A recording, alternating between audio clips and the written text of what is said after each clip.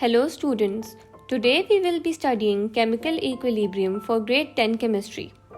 Now before we move on to what chemical equilibrium is, we first need to decide and understand what are the goals for this lecture.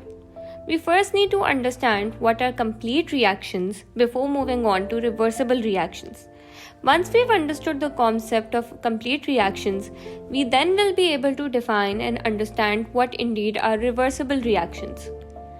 As a result of that, we should be able to map out the forward and backward reactions separately and should also be able to combine them to form a cumulative reversible reaction chemical equation. And then finally, we should be able to define and understand what chemical equilibrium is and understand the general characteristics of a system under that state of equilibrium. Now let us discuss what a complete reaction is. When you think of the words complete and reaction, what does actually come in your mind? You're basically talking about a reaction that reaches completion. What does the word completion suggest? It suggests that when you carried out some sort of task, it has reached its end point. In terms of chemistry, a complete reaction is the one in which all of the reactants have been converted into their products. Let us look at this equation below. In this reaction, solid sodium reacts with chlorine gas to form sodium chloride, a salt. This reaction is a complete reaction because all the reactants are consumed completely to form the products. The product of the reaction, sodium chloride, is a stable crystalline compound that does not react further under any normal conditions. However, many important chemical reactions do not reach completion and end up in a mixture of products and reactants. In such a reaction, the products react together to reform the reactants while simultaneously the reactants produce the products.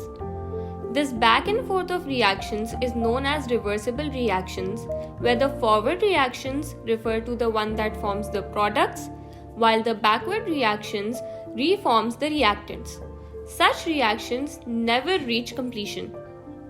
For example, let us look at this example of synthesis of ammonia from nitrogen and hydrogen gas, also known as the Haber's process. Now, this reaction is a reversible reaction that is used to produce large quantities of ammonia for use in fertilizers and other industrial processes. Over here, we can see three equations. Let us look at the first one. In the first equation, we can see that nitrogen gas is reacting with hydrogen gas to form ammonia gas. You will, however, notice that the arrow that is being represented over here goes both back as well as forth. This sort of reaction is known as a reversible reaction. What this means is that while nitrogen and hydrogen gas are reacting to form ammonia gas on the same hand is also disintegrating to form hydrogen and nitrogen gas. Now we can break this equation down into two simpler equations, also known as the forward and backward reaction. In the forward reaction, we know that reactants react to form products. Hence, we can see in this equation that nitrogen gas is reacting with hydrogen gas to form ammonia gas. However, if you look further, we can look at the backward reaction in which we know that the products react to form the reactants again. In this equation, we can see that some of the ammonia is reacting back to form nitrogen and hydrogen. Now we need to get one thing clear. Because this is a reversible reaction, it will be a constant process where the reactants will be converting into products and the products will be converting into reactants. But there will come a point in such a reaction where the amount of products and the amount of reactants both present in the container will be completely equal, which means that the rate at which the forward reaction is proceeding to form the product is equal to the rate at which the backward reaction is going to produce the reactants. Hence deduced, a state in which the rate of forward reaction is equal to the rate of backward reaction, this sort of state is known as chemical equilibrium. This means that the individual molecules are still reacting. the reaction has not stopped. We need to keep that in mind, that the reactants are still reacting to form the product and the product is still simultaneously reacting to form the reactant, but the rate at which it is happening is equal. So although the individual molecules are still reacting amongst each other, there is no change in the quantities of the products and the reactants present in the mixture or the container. They are known to be existing in a state of dynamic equilibrium. Let us look at another example. In this reaction, there's a reaction taking place between iron oxide and carbon monoxide to help produce iron and steel. This reaction is a reversible reaction, as you can see in the first equation. The first equation is a combined equation of the forward and the backward reaction, represented by this two-way arrow that we can see over here. In this reaction, iron oxide is reacting with carbon monoxide to form iron and carbon dioxide. Now when we break this equation down into two equations, the forward equation represents iron oxide and carbon monoxide reacting to form iron and carbon dioxide.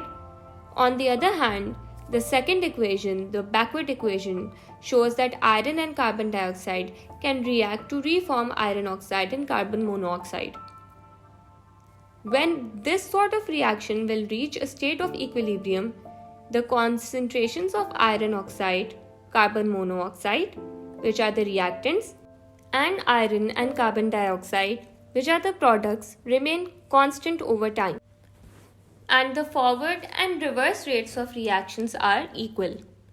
Now from these examples, we can deduce a couple of characteristics about equilibrium under constant conditions. The first one being that equilibrium is dynamic.